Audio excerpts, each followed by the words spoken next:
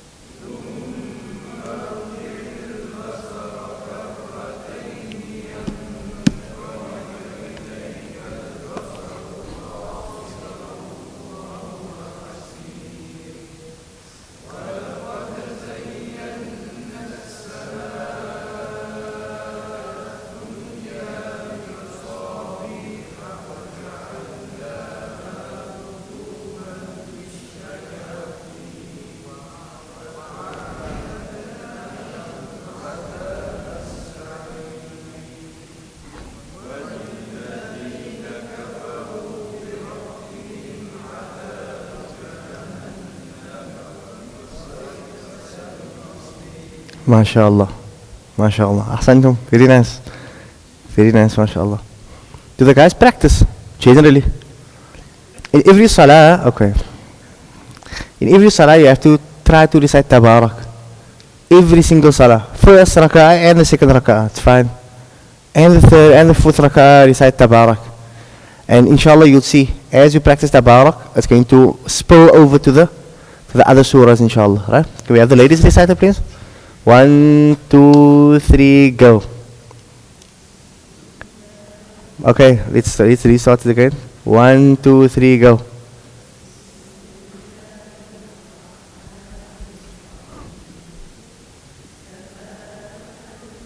Yes, so just pause. Not Tabara. The chairman's. Not Tabara. Tabara. Alright? Bismillah, one more time. تبارك الذي بسم الله.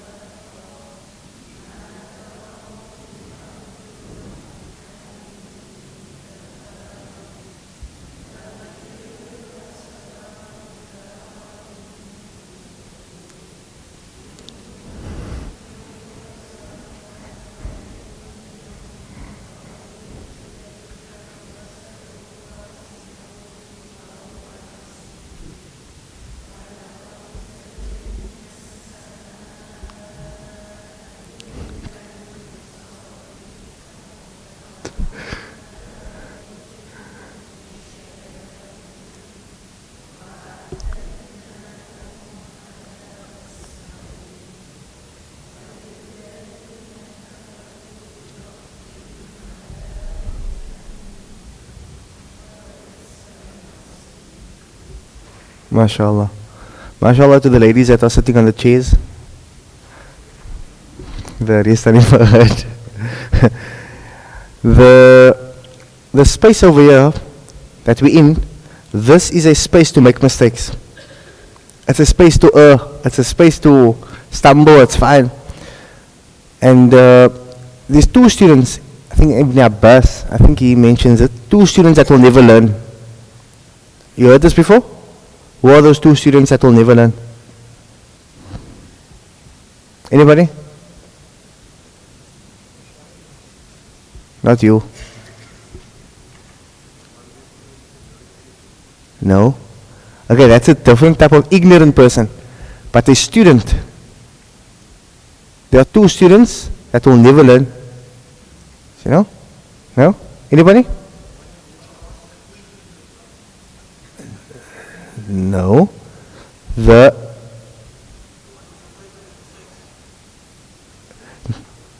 Okay, those are all bad students. Number one, the extremely shy student. A shy student will never learn. To have bashfulness, to be shy is a good thing, but the extremely shy student will never learn. Why? Because they'll always be hiding away. They'll never really explore what they are able to explore. Everybody with me? So number one, we leave the shyness by the door. We make mistakes, whatever the case may be, you know what I mean? It's fine. This is the space to make mistakes. Never feel uncomfortable in these spaces to make mistakes, because these spaces are designated for mistakes. Everybody with me? Alright? So never be shy to make mistakes. And the second student that will never learn is a proud student. A person that believes they know everything. And I'm sure we never came to a class because we think we know everything. We are sure we don't know, alhamdulillah, and that is the reason why we would like to pursue learning the Quran. We would like to basically travel on this journey, inshallah, and we ask Allah to make it easy for us. So many of us, we're not proud, alhamdulillah. All of us, we're not proud. But most of us, we are shy. So that shyness, we leave in the car. We actually don't just bring it with us, we leave it at home. We'll be excited before we come, Bismillah, in the class. And the nice thing about the first period is when we have Quran, we are able to just put it out of the window completely. We recite loud with everybody. We recite, we just go crazy. And as the next periods go on and the Nahu comes and you don't understand nothing, and the Surah comes and you don't understand nothing, it's fine. But you're not shy to ask questions. You're not shy to engage. Everybody with me? Because sometimes, with shyness, what can sometimes happen after shyness? Because you're hiding yourself away and you're continuously saying, no, I know, no, that's fine, I didn't go over. I know. Because you're shy to say you don't know. But what's actually going to happen to you? Pride might set into the heart, you know what I mean? Because you're continuously saying you know, but you actually don't know. Everybody with me? So just release, go with the flow. Bismillah, make mistakes, stumble. Now and then you're going to have students, fellow students laughing at you also. It's fine, khalas. Sometimes maybe a teacher also laugh at you. It's fine, alhamdulillah. But at least you're growing as a student, as an individual. We're here to grow. Everybody with me? Yeah, time is up again. We ask Allah subhanahu wa ta'ala to accept from us. I was told at the beginning by Tariq that I mustn't be a Maulana that's on time, because here we're not used to being on time. But it should be such that we try, inshallah, our utmost to be on time, inshallah. You know, we try our best. Alhamdulillah, most of us are on time. But we try, you know what I mean? It must be a thing that as Muslims we try to be on time, inshallah. Just for the last couple of minutes, I wanted to mention, I'm looking at the uncle and he inspired me, and all the ladies weren't there, and some of the men weren't there as well. But there was something that the uncle mentioned. Uncle's name? Uncle Ihsan. Uncle Ihsan mentioned on the camp. So, and it's been playing on my mind all the time, and I was thinking about him. May Allah accept from him, inshallah. And I'm sure many of the other brethren as well. And I mentioned it here today so that the sisters can learn as well from uncle's lesson that he mentioned on the camp. I don't know if the other brothers can remember. Who can remember? What did he say? You can't remember? Who can remember?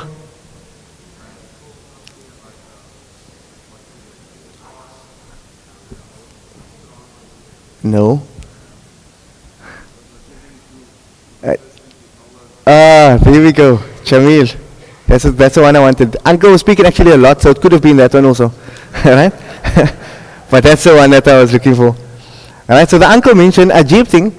He said he based his life on this, and everything else has been going smooth in his life. Everything, imagine, there is no complaints in his life. Yeah, he has a headache or two, but generally, everything goes smooth in his life. So he says, he bases everything, whatever he does in his life, he asks himself a question, will Allah, actually, he was about to tell his wife something, if I remember correctly, right? So he was about to tell his wife something, and he's never had an argument with his wife, ever. Ever. Look at the ladies are smiling. I wonder who's he married to. But this is his claim. Don't make stories, the ladies don't want to believe it, right? But this is, the uncle says he's never ever had an argument with his wife, so he says, because one day he wanted to say something to his wife, then his wife told him, before you say anything, just relax, ask yourself, will Allah be pleased with your statement? Will Allah be pleased with what you're going to say? Finish. And then he paused, and then from there on, he based his life on, will Allah be pleased with whatever I'm going to do? And he's never had an argument with his wife. Everything is going smooth in his life. Why? Because before he does anything, he pauses. Will Allah be pleased with me if I say something now? Will Allah be pleased with me if I do this? Will Allah be pleased with me if I go there? Will Allah be pleased with me if I speak to my son like this? Or I speak to my daughter like this? Or I speak to my sister like this? Or whatever decision I make, will Allah be pleased with me? And it's such a beautiful message. Everything that we do on a Sunday is summarized within that. If that can become your life, will Allah be pleased with me? Wallahi, then you have a successful life. If you have that in your life, whether you know the nahu, you know the sarf, whether you know the fa'il, the maf'ul, the daraba, daraba, darabu, darabat, darabata, darabana, you can't get it in your head. But if whatever I do in my life, will Allah be pleased with me, then you are a successful person, inshallah. Whether you know this, you don't know this, you can't remember you can't remember this, the terminology that is used in nahu and sarf, but you have this God consciousness in your mind, you are a successful person. Why? Because the purpose of each and every of our creation, Allah created us for what? Just for that. To recognize Him and to realize that we have to obey Him. And if you attain that, then inshallah you're a successful person. So I leave you with that in mind, inshallah, that may Allah subhanahu wa ta'ala make it such that you attain that, inshallah. With the nahu, with the sarf, with the translation of the Quran as well. But the ultimate thing is that, inshallah. Any questions before we conclude? Bismillah.